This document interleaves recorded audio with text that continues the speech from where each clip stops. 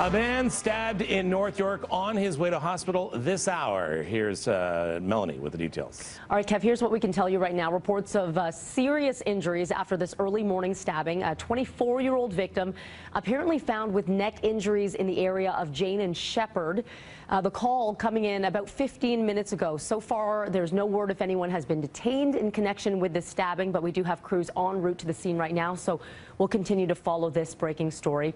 Other news that we're following in the city's West End, the windshield of a police parking enforcement vehicle struck by a stray bullet. Several shots heard in the 13th and Lakeshore Boulevard area around 12:30 this morning. One of them actually hitting that vehicle.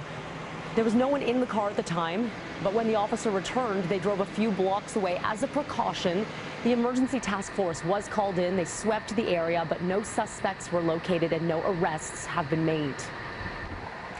A criminal investigation is being launched into the tragic death of a 15-year-old boy in Algonquin Park last month. The OPP will be leading this probe into Jeremiah Perry's death, who drowned while on a school trip with the Toronto District School Board on July 4th. Just last week, the TDSB revealed Perry and several other students actually failed a mandatory swim test before going on the trip, but he was somehow still allowed in the water by camp leaders.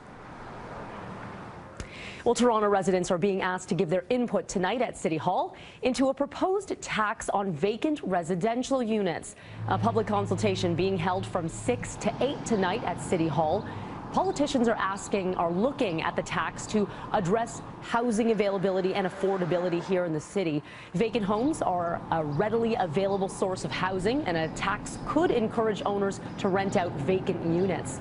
City staff are looking at the issue and will be presenting a report later this year. Residents can also give their input through an online survey on the city's website. U.S. President Donald Trump vowing more military action in Afghanistan, breaking a presidential promise. Trump made this announcement last night at Fort Myer Air Base in Virginia.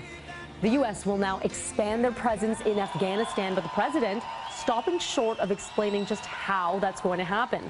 It's also not clear how many more troops would be sent over into the war that has been raging for 16 years.